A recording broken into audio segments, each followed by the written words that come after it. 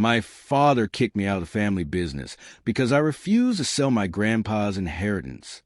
In Oceanside, Southern California, where the Pacific kisses the shore every morning, I was just another construction worker with callous hands and faded dreams. My name's Zach, 31 years old, and until last year, I was a family disappointment. The guy who couldn't measure up to his golden boy brother. Funny how life changes when everyone stops believing in you. I've always been the square peg in the round hole of my family. Dad built Russell Construction from nothing into a mid-sized company that handles commercial projects all across SoCal. My older brother Tom runs operations now, wearing tailored suits and dropping business buzzwords like they're worth something. Me? I'm the guy who shows up in work boots, manages the actual crews, and gets dirt under my fingernails. Tom got the corner office. I got the job site trailer. My fiancée, Liz, a real estate agent with perfectly manicured nails and a 5-year plan, spent most of our 4-year relationship trying to fix me. She'd roll her eyes whenever I'd put on my Elvis records or mention Grandpa's stories.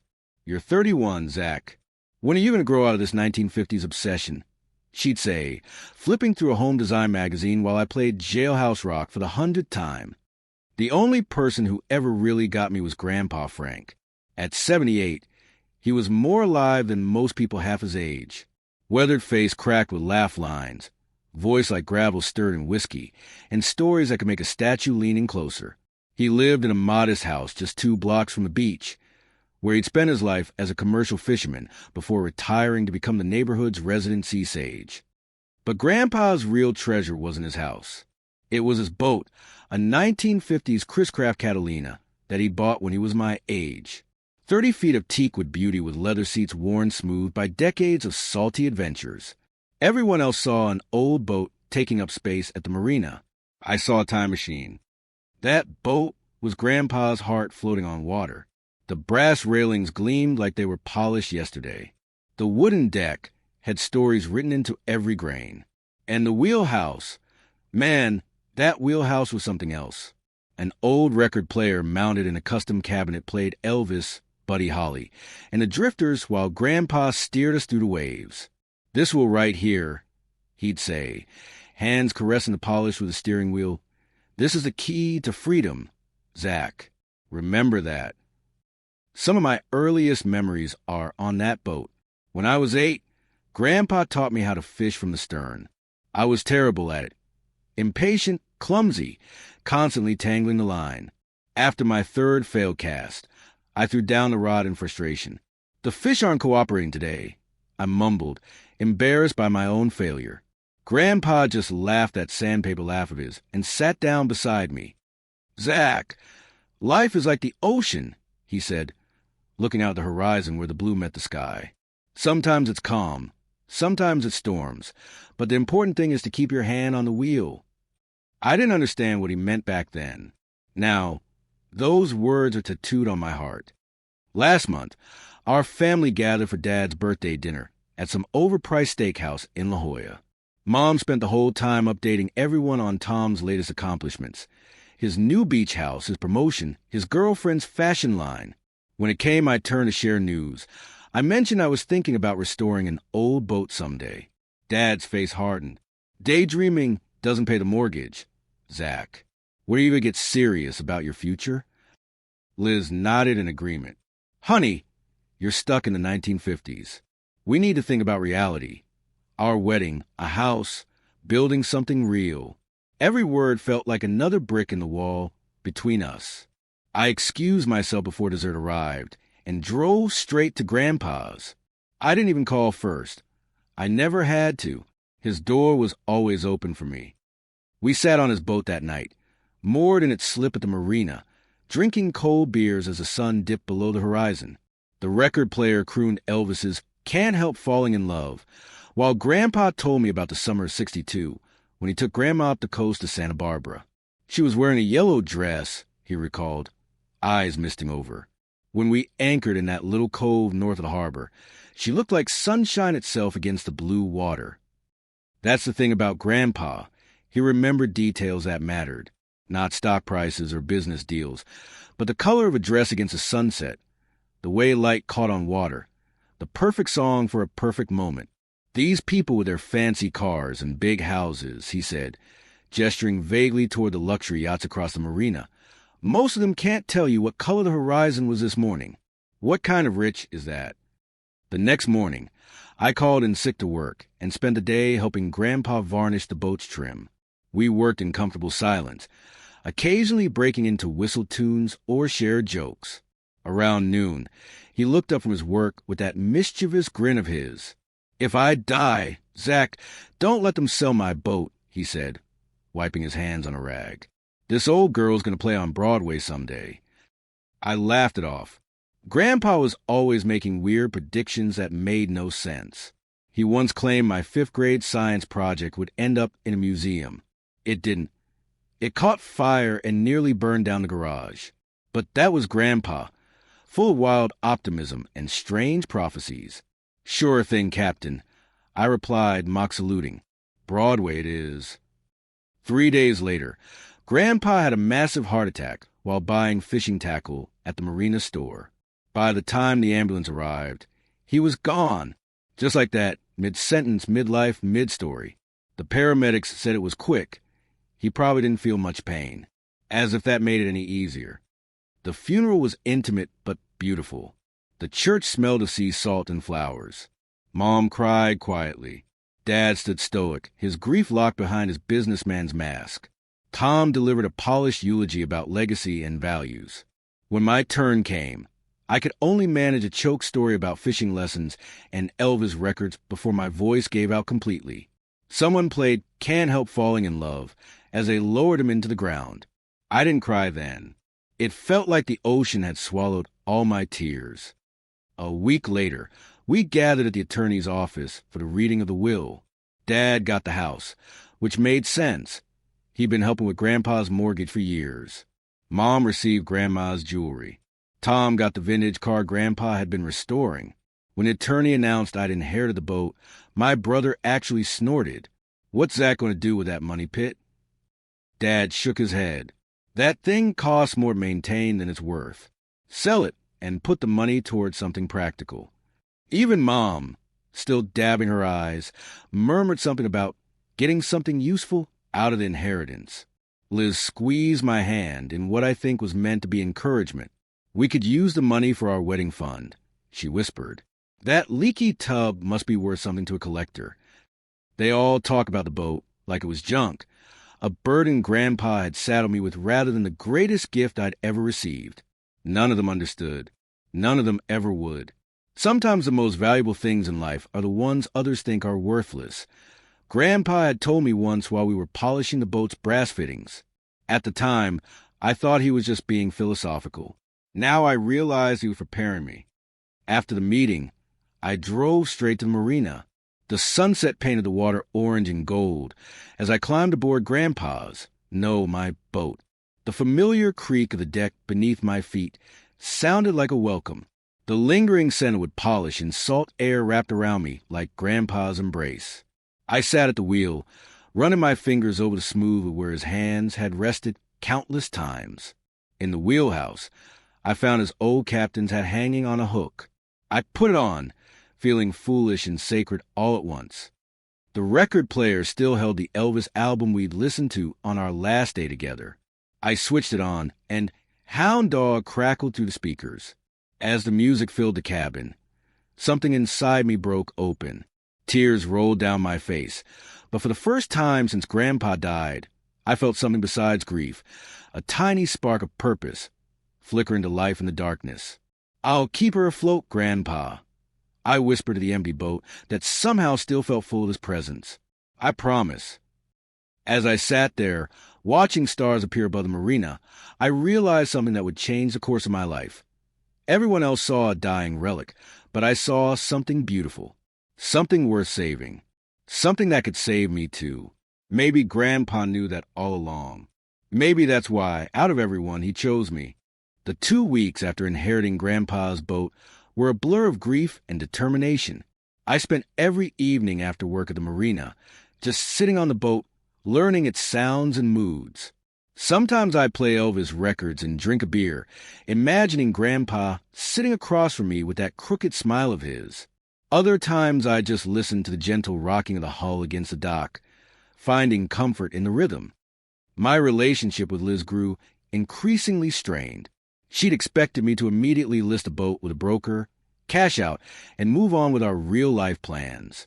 When I mentioned want to keep it, her frustration morphed into outright hostility. "You can't afford the slip fees alone, Zach," she said one night as we ate takeout Chinese in our small apartment. "Never mind the maintenance costs. That thing is a money pit." Maybe she was right. The annual marina fees were steep, and the boat needed work. Lots of it. The engine required servicing. Some of the teak decking had begun to splinter, and the electrical system was outdated. But every time I considered selling, I heard Grandpa's voice in my head. "This old girl's going to play on Broadway someday." November rolled around, bringing with it the annual Russell family Thanksgiving dinner. In Southern California, Thanksgiving doesn't have the snow covered, fireplace aesthetic you see in movies, but my mom always compensated with excessive decorations, leaf garlands draped over every surface, turkey-shaped centerpieces, and pumpkin-spiced everything. This year's gathering felt particularly tense, like the calm before a storm. Our family traditions had always been important to us. Mom would spend days preparing the turkey and sides. Dad would carve the bird with surgical precision, and we'd all pretend to be a picture-perfect American family for exactly one day per year. This time, however, I could feel something different hanging in the air as we sat down to eat. Mom had outdone herself. Turkey with all the fixings, 3 types of pie, and enough sides to feed an army. The first half hour passed in relative peace as we filled our plates and exchanged superficial pleasantries. Then, as if following some predetermined script, Dad cleared his throat and leaned forward. "So, Zach, have you decided what you're doing with Frank's boat yet?" he asked, his voice carrying that business-like tone he reserved for discussions about my future. I took a slow sip of water, trying to buy time. "I'm keeping it." The silence that followed was deafening. Tom shot a look at Dad. Liz stiffened beside me, and Mom suddenly became very interested in rearranging the cranberry sauce on her plate. "That doesn't make financial sense," Dad replied, setting down his fork with finality that signaled the beginning of a lecture. "I've got a buyer lined up who's willing to give you $50,000 for it. That's generous considering its condition." My jaw clenched. "You've been shopping my inheritance around without talking to me?" "I'm trying to help you," Dad countered, his patience clearly wearing thin. "That $50,000 could be invested in the company. I'd match it, give you a proper stake in the business. It's time you started thinking about your future, Zach. Translation, it's time you became more like Tom." My brother, always a diplomat when it came to family tensions, jumped in with his typical big brother wisdom. "Look, Zach, no one's saying you can't honor Grandpa's memory. But maybe the way to do that isn't by throwing good money after bad. Sell the boat, buy yourself a decent suit, and finally start acting like an adult." The cranberry sauce I'd been enjoying suddenly tasted like ash. I looked around the table, realizing with a sickening clarity that they'd planned this ambush. The perfectly timed comments, the pre-lined-up buyer, the united front. This wasn't a discussion. It was an intervention. Liz placed her hand on my arm in that patronizing way people do when they think you're being unreasonable. "Honey, we've been talking about putting a down payment on a house. This could be our chance." "We've been talking?" I echoed. "Or you've been talking and assuming I'd fall in line?" The tension in the room thickened as everyone exchanged uncomfortable glances. I could feel the weight of their disapproval pressing down on me from all sides. These were the people who were supposed to love me unconditionally. Yet here they were, trying to strip away the one thing that mattered to me. "That boat is more than just wood and fiberglass," I said quietly, my voice steadied and I felt inside. "It's everything Grandpa believed in." Dad shook his head, frustration evident in the tightening of his jaw, a trait I'd unfortunately inherited. "That boat is exactly like you, Zach. A drain on resources with no return on investment." The words hit like a physical blow. 20 years of feeling like the family disappointment crystallized in that single sentence. "Richard," Mom gasped, but the damage was done. I looked at my father, really looked at him, and for the first time, I saw him clearly. Not as the intimidating figure who'd shaped my childhood, but as a man who measured everything, including his sons, by their market value. Liz squeezed my arm harder, her acrylic nails digging into my skin. Zach, you need to be practical. It's me or that boat. I can't build a life with someone who throws away our future for a rotting piece of nostalgia.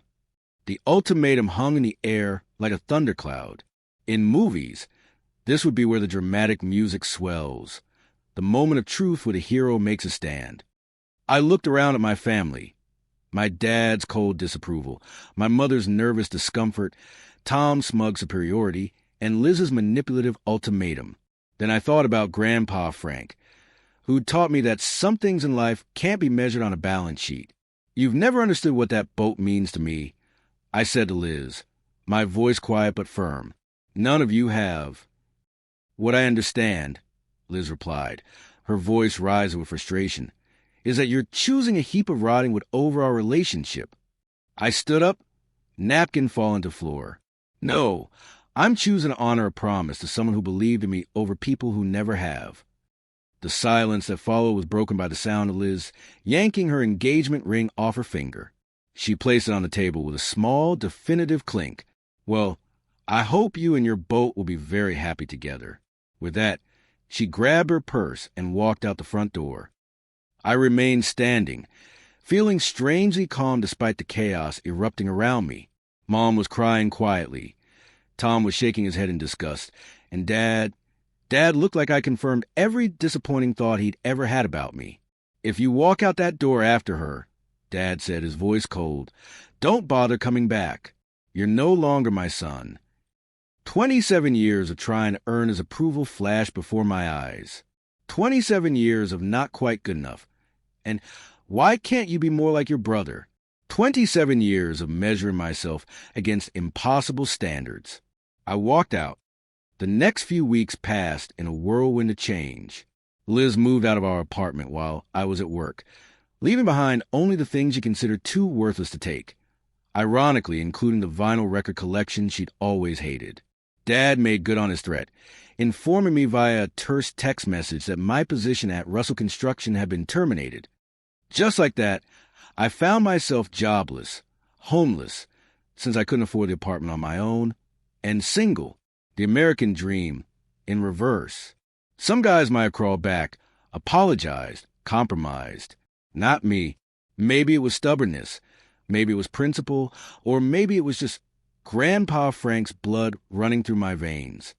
I sold most of my furniture, packed my clothes and records into my old Jeep, and put the rest in a small storage unit.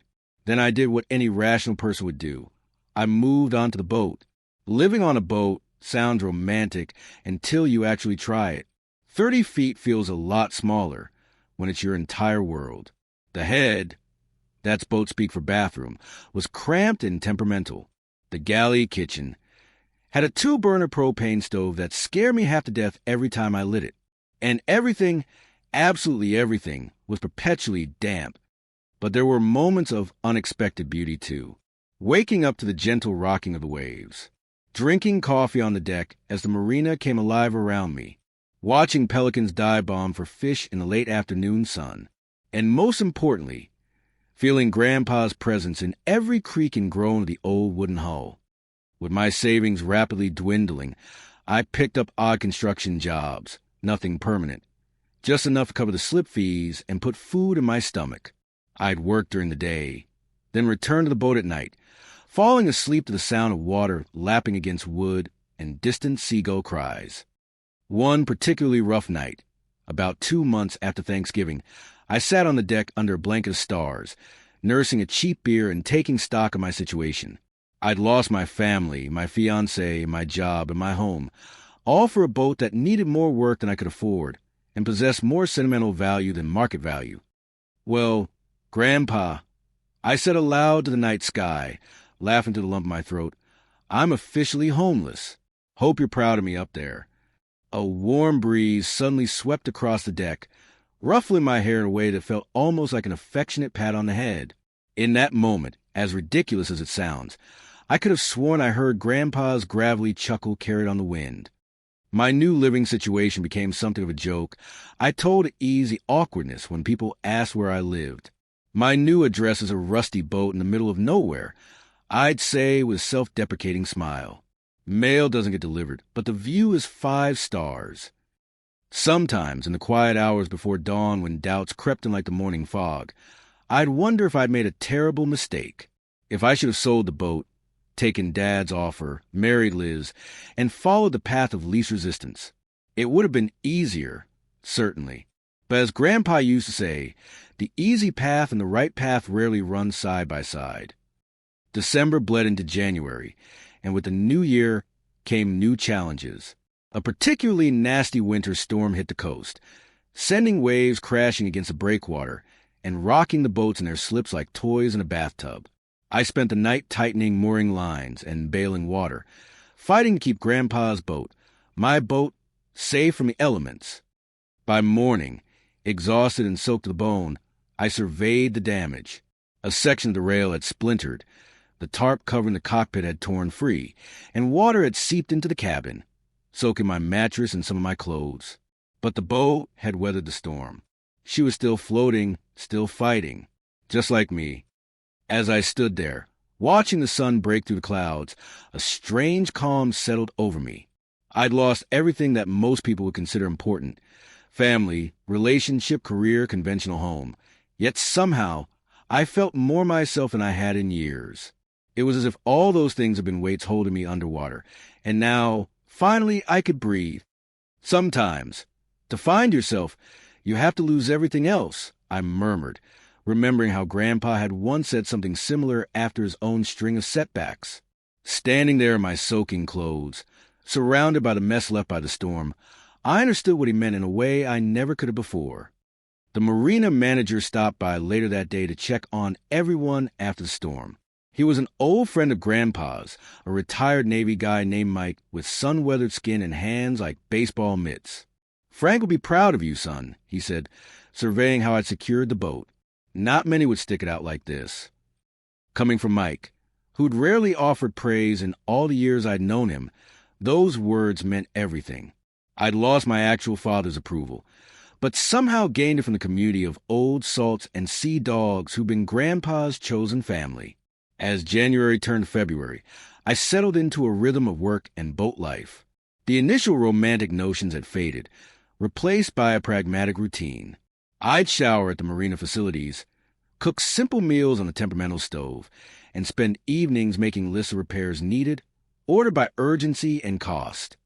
Living on the boat forced me to embrace minimalism in a way my previous life never had. Each item had to earn its place by being useful, durable, or deeply meaningful. My vinyl collection stayed, of course. Some things are non-negotiable, but most of my previous possessions remain in storage or have been sold off. There's something liberating about owning only what you truly need or love. Without the constant pressure to accumulate stuff, I found myself with more time, more mental space, and paradoxically, more contentment. Sure, I was technically homeless by conventional standards, but I'd never felt more at home than I did on that old boat, surrounded by Grandpa's memories and my own growing sense of purpose. On cold nights, I'd wrap myself in Grandpa's old wool blanket, pour a finger of the whiskey he left behind, and listen to the boat's gentle creaking. Sometimes I swore I could hear his voice in the sounds, encouraging me, guiding me, believing in me when no one else did. Maybe it was just grief playing tricks on my mind, or maybe there really was something of him left in the boat he'd loved so much. Either way, I wasn't alone out there on the water. I had my memories, my determination, and a stubborn boat that refused to sink. Much like its new captain, March in Southern California brought warmer days and a new sense of purpose. Living on the boat had gone from a desperate last resort to something resembling a lifestyle. I'd settled into routines. Morning coffee on deck, watching the sunrise, showers at the marina facilities, evenings spent planning my next moves. But the boat itself was still in rough shape, a daily reminder of promises unfulfilled. One morning, I woke up with unusual clarity. Instead of my typical routine of job searching and budget stretching, I pulled out a notepad and began listing everything that needed fixing on the boat. The list quickly spilled onto a second page, then a third. Engine overhaul, hull repairs, electrical rewiring, new upholstery, deck restoration. Each item represented hours of work and hundreds, sometimes thousands of dollars. Staring at that overwhelming list, I remembered something Grandpa used to say when faced with a daunting task. You can't eat an elephant in one bite, Zach. Just start with the tail and keep chewing. His peculiar wisdom never failed to make me laugh, but it held truth. I needed to start somewhere, anywhere, and keep moving forward. The deck seemed like the most logical place to begin. It was visibly damaged, letting water seep into the cabin during heavy rain, and I actually knew something about woodworking from my construction background. With the last of my savings, I bought several planks of teak wood from a specialty marine supplier, along with sandpaper, varnish, and the necessary tools. That first weekend of restoration work nearly broke me. Removing the damaged sections of decking proved more difficult than expected.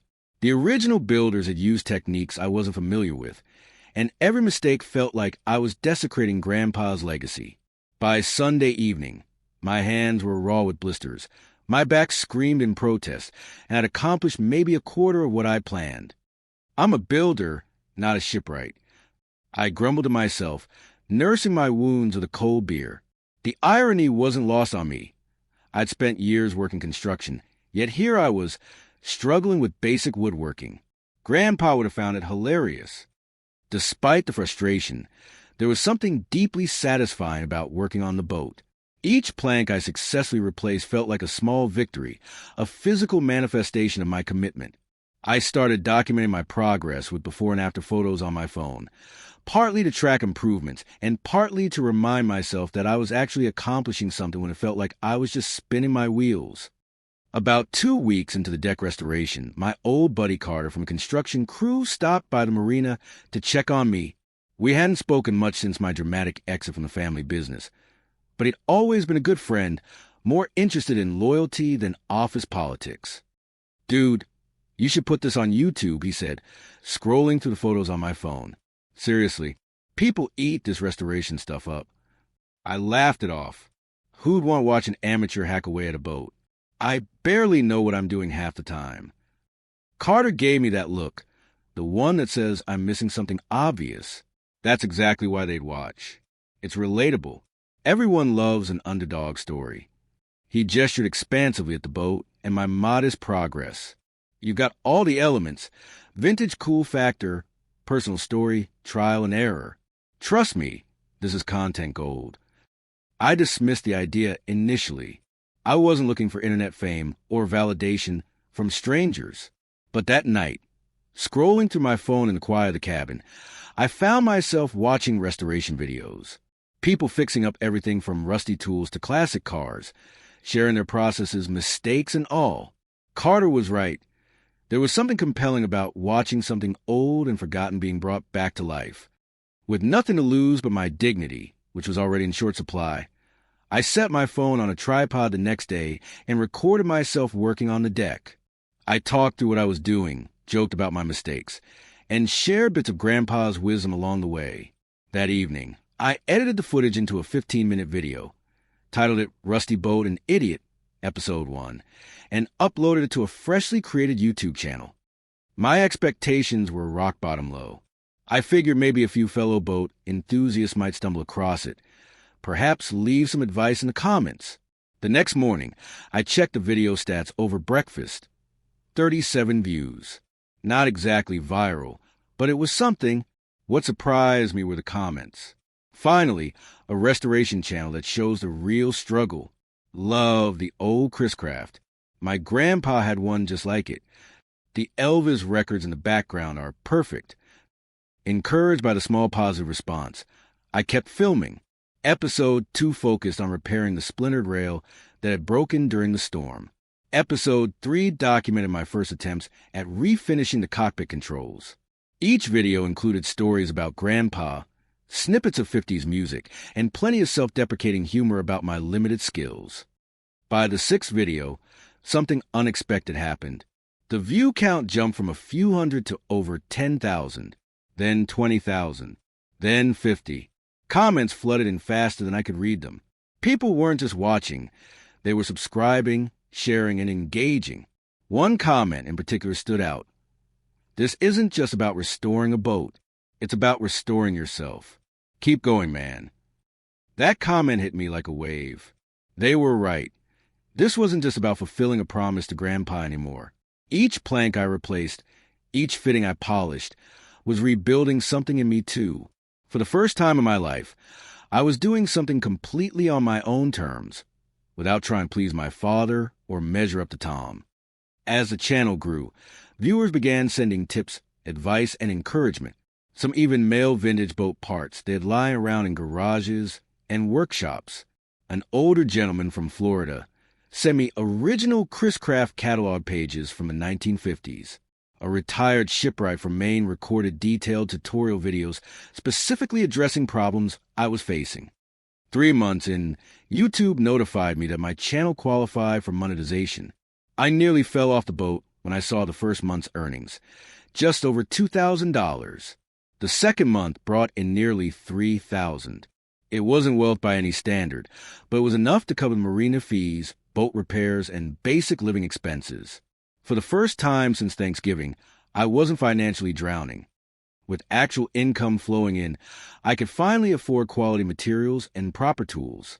The restoration picked up pace, and the boat gradually transformed from floating tetanus risk, as one commenter affectionately called it, to something that hinted at its former glory.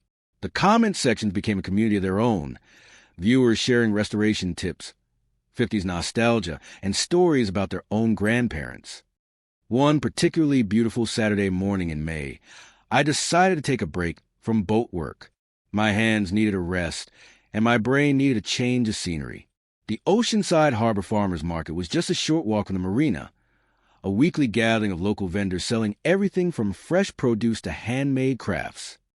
I wandered through the market, enjoying the simple pleasure of being among people without the pressure of social expectations. Near the end of the row of stalls, something caught my eye, a small booth displaying watercolor paintings of vintage boats. But it wasn't the artwork that stopped me in my tracks, though it was impressive. It was the artist.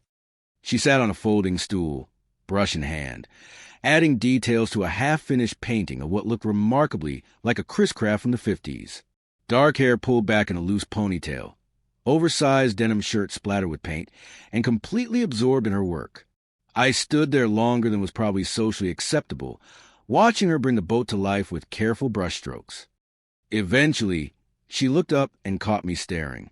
Instead of the awkward moment I expected, she grinned and said something that felt like destiny. "You're that guy from YouTube with the Chris Craft, aren't you? Cool boat, but it definitely needs more varnish." Her name was Emily, 25 years old, with an art degree and an obsession with things that have soul, as she put it. She'd been painting vintage boats, cars, and buildings for 3 years, selling her work at local markets and online. And apparently, she'd been watching my videos since the beginning. "Your channel is refreshing," she told me as we shared coffee from a nearby stand. "Most restoration channels make everything look easy and perfect. Yours is real. Plus, anyone who plays Elvis while working on a 50s boat clearly has good taste." Emily was like no one I'd ever met, a fascinating blend of old soul and modern spirit. She wore vintage dresses with combat boots, quoted Elvis lyrics, but also knew every word to current songs, and spoke about old boats with the technical knowledge of someone who'd grown up around them. "My dad restored wooden sailboats," she explained. "I spent my childhood covered in sawdust and varnish. When other kids were playing with dolls, I was learning how to steam bend wood." No wonder she'd found my channel. No wonder she understood what that boat meant to me. We spent the entire day together. After the market closed, we walked along the harbor, talking about everything from boat restoration techniques to our favorite Elvis songs. She laughed at my jokes, even the terrible ones, and matched them with her own quirky humor. By sunset, it felt like I'd known her for years. As we stood watching the sun sink into the Pacific, Emily surprised me with an unexpected request. "Would you like to have dinner with my family tomorrow? Sunday dinners are kind of tradition, and my parents would love to meet the boat guy I've been talking about. Meeting someone's parents on what was essentially a first date seemed bizarrely old-fashioned, but so was everything else about this connection. Besides, after a month of isolation, the idea of a family dinner, even someone else's family, held immense appeal. Emily's family home was exactly what I hadn't realized I was missing. A modest house full of warmth, laughter, and the smell of home cooking. Her parents, Robert and Susan, welcomed me without a hint of judgment. Her younger brother, Matt, immediately started grilling me about boat engines. Her grandmother, Rose, who lived with them, insisted I take seconds of everything. It was like stepping into an episode of one of those 60s family sitcoms, the kind where problems were solved over pot roast and everyone genuinely liked each other. The contrast with my own family's cold dynamics couldn't have been more stark. "So you live on your boat?" Robert asked over dessert. Unlike my father's perpetual disapproval, his tone carried nothing but curiosity. "It's not conventional," I admitted, "but it's home." Robert nodded thoughtfully. "Conventional is overrated. I proposed to Susan on a sailboat during a thunderstorm. Everyone thought I was crazy, but 40 years later, here we are." After dinner, Emily showed me her studio, a converted garage filled with canvases, paints, and sketches of boats, including several clearly inspired by my Chris-craft.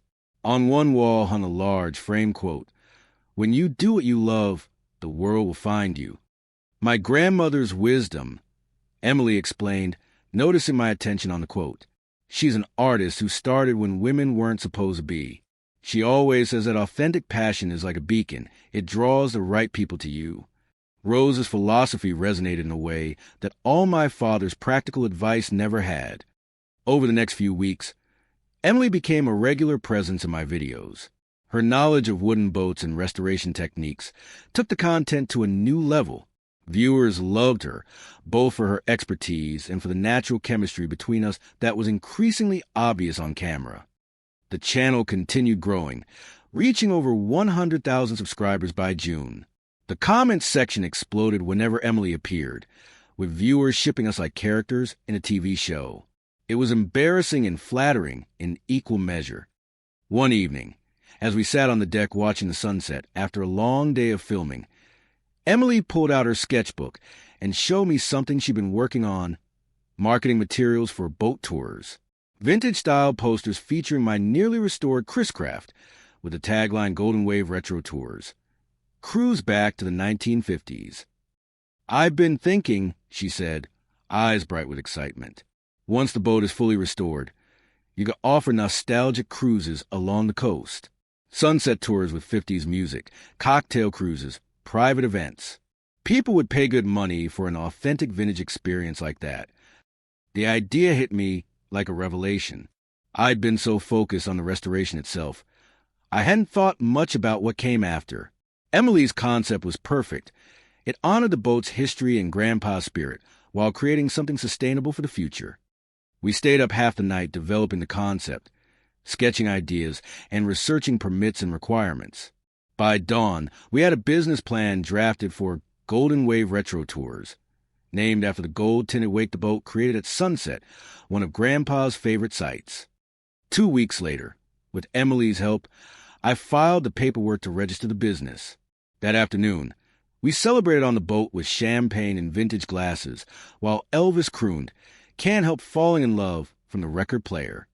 As we toasted to our new venture, I looked at Emily, her eyes reflecting the golden light of sunset, her smile brighter than any future I'd previously imagined for myself, and had a moment of perfect clarity. My grandfather hadn't just left me a boat. He'd somehow orchestrated this entire journey, leading me exactly where I needed to be. "Grandpa, did you send her to me?" I thought, smiling at the idea of him pulling strings from beyond, making sure I wasn't alone in this adventure. Emily caught my expression. "What are you thinking about with that smile?" "Just that when you follow your heart, sometimes the universe conspires to help you out," I replied, remembering how many seemingly random events had led to this moment. Inheriting the boat, getting kicked out of the family, starting the YouTube channel, meeting Emily at the farmer's market. Perhaps the most valuable thing Grandpa had given me wasn't the boat itself, but the courage to choose my own path, even when everyone else thought I was making a mistake. That old wooden vessel hadn't just given me a place to live or an unexpected career. It had led me to someone who saw value in the things others dismissed as worthless, including, perhaps, me. As the sun dipped below the horizon, casting the harbor in shades of orange and gold, Emily leaned her head against my shoulder and said quietly, "You know, most people spend their whole lives trying to find their purpose. You inherited yours." I couldn't help but think she was right. What had started as a promise to my grandfather had somehow become the foundation for a whole new life, one filled with possibility, purpose, and unexpected love. The grand opening of Golden Wave Retro Tours happened on a perfect July evening, exactly 1 year after I'd inherited Grandpa's boat. The restoration wasn't 100% complete. These old wooden boats are never truly finished. But she was seaworthy, beautiful, and ready for her second act. We kept the original name my grandfather had given her, Time Capsule. It seemed more fitting than ever. Our marketing strategy was simple but effective. Emily's vintage-style posters appeared in local shops, restaurants, and hotels. Our YouTube channel, now with over 300,000 subscribers, served as both advertising and proof of the boat's authentic restoration. The before and after transformation attracted people who'd been following our journey for months, eager to experience the boat in person. For our inaugural cruise, we invited marina neighbors, local business owners, and of course, Emily's family. As the sun began its descent toward the horizon, I stood on the dock beside my gleaming Chris craft, wearing Grandpa's old captain's hat and a vintage-inspired outfit Emily had helped me select, rolled-up sleeves, high-waisted pants, and boat shoes that would have looked right at home in a 1950s catalog. The evening exceeded all expectations. Guests boarded to the sounds of Buddy Holly, and the Platters playing through the restored sound system. Emily had decorated the boat with subtle 1950s touches, vintage life preservers, period-appropriate signal flags, and framed photos of Southern California coastal scenes from the era. We served classic cocktails in replica glassware. As we cruised along the coast, the golden California sunset, creating the perfect backdrop. Looking around at the smiling faces, watching Emily charm our guests with stories about the boat's history, I felt a wave of gratitude so powerful it nearly knocked me off my feet. Just a year ago, I'd been a family disappointment, the guy who couldn't get his act together. Now I was captaining my own business, quite literally steering my own course. Word spread quickly about our unique experience. TripAdvisor reviews raved about the authentic time travel and perfect nostalgia trip. Local media picked up the story.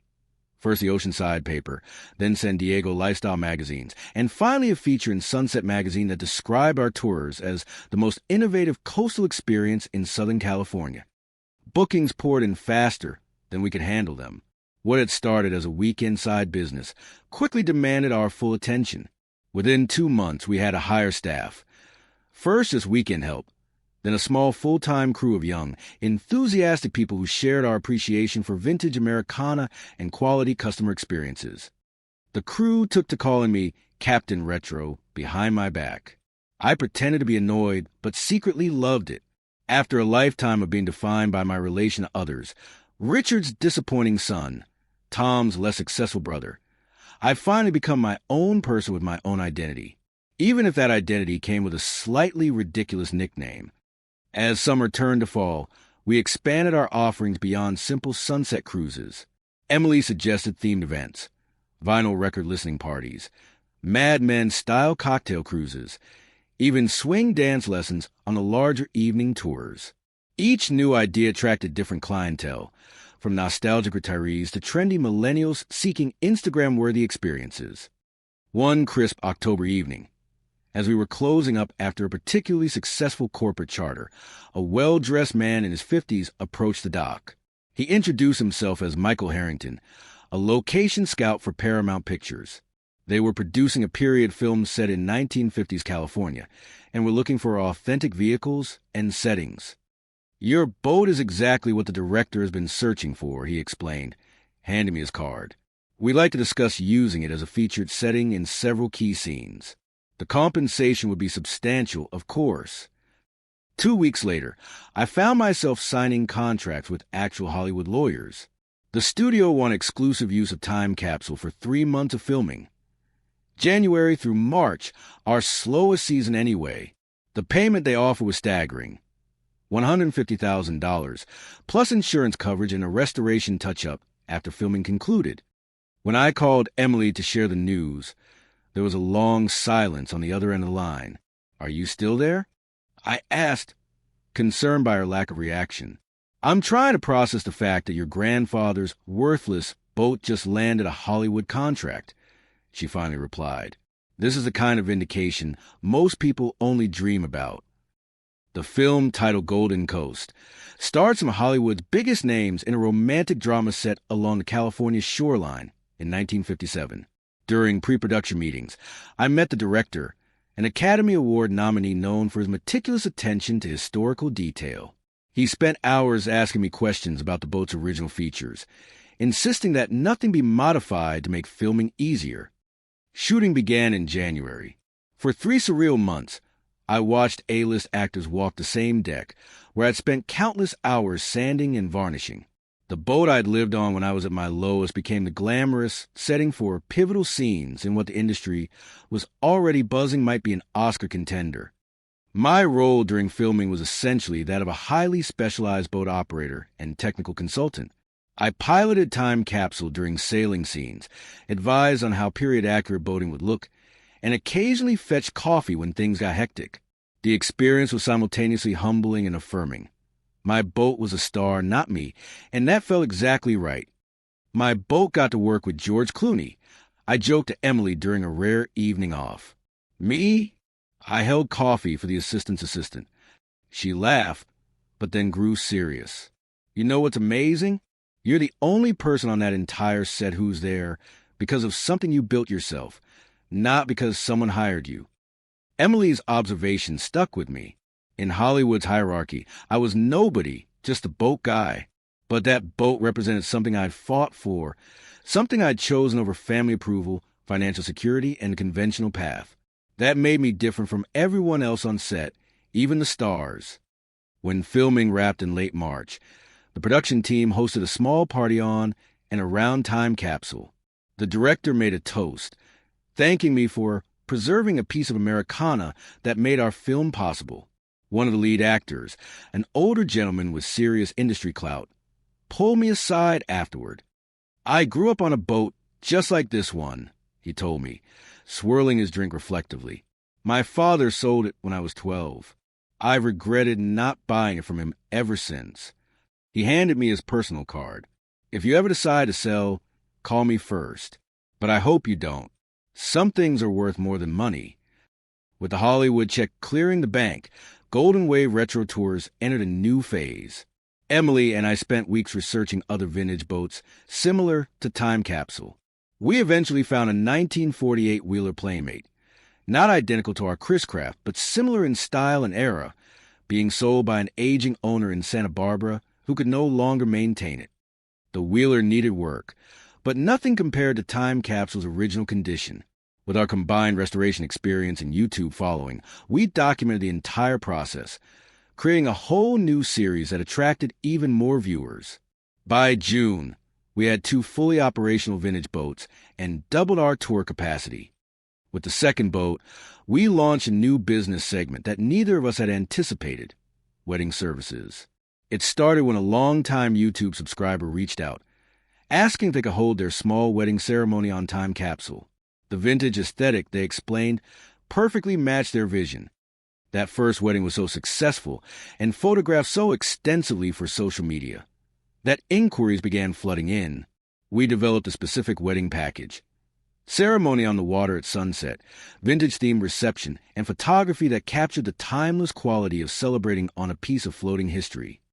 By our second summer in business, Golden Wave Retro Tours was employing 12 people, operating 7 days a week, and had been featured in national travel magazines. Our YouTube channel surpassed 1 million subscribers, with viewers tuning in from around the world to watch our restoration projects and business adventures.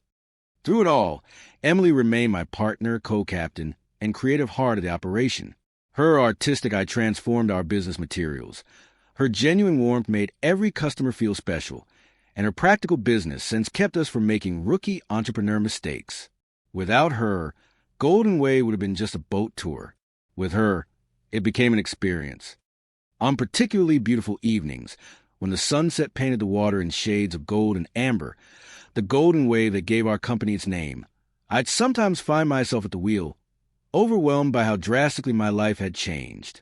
In those moments, I could almost feel Grandpa standing beside me, his weathered hand on my shoulder, nodding in approval. Dreams don't get old if you keep them alive, he used to tell me. I finally understood what he meant. His dream of freedom on the water hadn't died with him. It had evolved, transformed, and found new life through me. Perhaps that's the only real immortality any of us can hope for, the continuation of our passions through those who come after us. For our company's first anniversary, I planned something special. We closed bookings for the evening and took time capsule out with just Emily and me aboard. I prepared her favorite foods, chilled her preferred wine, and queued up a playlist of music spanning from the 1950s to today, a soundtrack of the old and new coming together, just like us. As we drifted along the coast, the setting sun turning everything to gold, I finally asked a question I'd been rehearsing for weeks. Kneeling on the same deck I'd rebuilt with my own hands, I looked up at the woman who believed in me and my seemingly foolish dream. "Will you sail away with me? Forever?" I asked, presenting a vintage ring I'd found that reminded me of something from her paintings. Delicate gold with a small sapphire the color of ocean water. Emily laughed, that bright, genuine laugh I'd fallen in love with, and responded with the perfect blend of sentiment and humor that defined her. "Only if you promise to stop singing along with Elvis." But yes, 1,000 times yes. As we embraced on the gently rocking deck, with the coast of Southern California stretching out before us and the open Pacific beyond, I couldn't help but think about the journey that had brought me here. From family disappointment to successful entrepreneur. From lonely and lost to found and loved.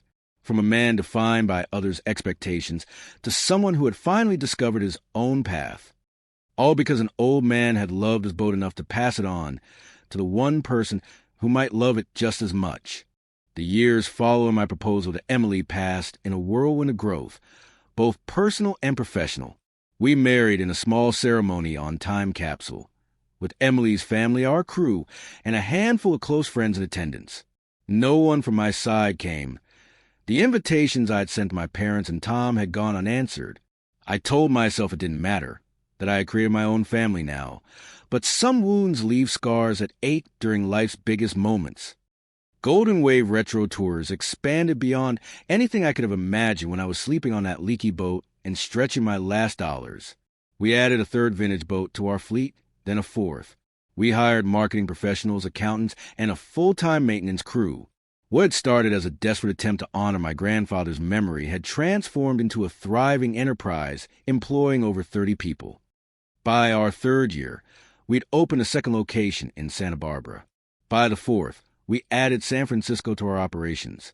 The Golden Wave brand became synonymous with luxury nostalgia experiences up and down the California coast. Our waiting list for weekend tours stretched months in advance, and our wedding packages commanded premium prices that would have seemed impossible just a few years earlier. Our YouTube channel continued to grow alongside the business, evolving from simple restoration videos to a lifestyle brand celebrating vintage Americana. Emily's artistic influence elevated our content, attracting partnerships with major brands seeking to tap into the authentic retro aesthetic we'd cultivated. We regularly declined reality TV show offers. Some things weren't for sale, including our private lives. I rarely thought about my family anymore. The pain of their rejection had dulled, replaced by the satisfaction of proving them wrong through success rather than confrontation. Emily's family had become my own. Her father teaching me to fish in a way that reminded me of Grandpa, her mother sending care packages when we were too busy to cook, her grandmother Rose dispensing wisdom that kept me grounded when success threatened to change who I was. As our 5th anniversary approached, 5 years since that first sunset cruise on the newly restored time capsule, Emily suggested we throw a proper celebration, not just for us, but for everyone who had contributed to our journey. Employees, loyal customers, YouTube followers, marina friends who supported me when I was just that crazy guy living on a rotting boat. We planned an extravagant evening. All 4 boats docked together at our original oceanside location, transformed with vintage decorations and twinkling lights. We hired a live band specializing in 1950s classics and Elvis covers. We arranged for classic cars from the era to be displayed along the dock. We sent invitations to hundreds of people who had touched our lives over the years. 2 weeks before the event, I received an email that stopped me in my tracks. It was from my brother Tom, the first contact from my family in nearly 5 years. The message was brief. Saw the article in Forbes. Dad has been following your success too. We'd like to come to your anniversary event, if that's okay. The Forbes article had been published the previous month, a feature naming me one of their 40 under 40 entrepreneurs, with a headline Captain of the American Dream, How Zach Russell Turned Nostalgia into Gold. The piece detailed my journey from disowned son to successful business owner, complete with professional photos of Emily and me on time capsule. I'd sent copies to my family, not expecting a response. I showed Emily the email, my emotions a tangled mess of anger, hope, vindication, and lingering hurt. "What do you want to do?" she asked, always careful to let me navigate my family complications in my own way. After a long pause, I replied, "I want them to see what we built." The night of the celebration arrived. Perfect weather, as if even the elements were acknowledging our milestone. Hundreds of guests filled the marina, spilling across our boats and the surrounding docks. The band played, cocktails flowed, and the golden California sunset cast everything in that magical light that had inspired our company name. I spent the evening moving through the crowd, shaking hands, accepting congratulations, and introducing Emily to people who knew our story only through the lens of social media. I kept glancing toward the entrance, both dreading and anticipating the arrival of my family. When I nearly convinced myself they wouldn't come, I spotted them, my father, mother, and Tom, standing awkwardly at the edge of the celebration. Time seemed to slow as I made my way toward them. My father had aged more than the 5 years warranted. His once commanding presence diminished, his shoulders slightly stooped. My mother looked nervous, clutching her purse like a shield. Tom, ever the chameleon, wore an expression carefully balanced between confidence and contrition. I stopped a few feet away, suddenly unsure what to do.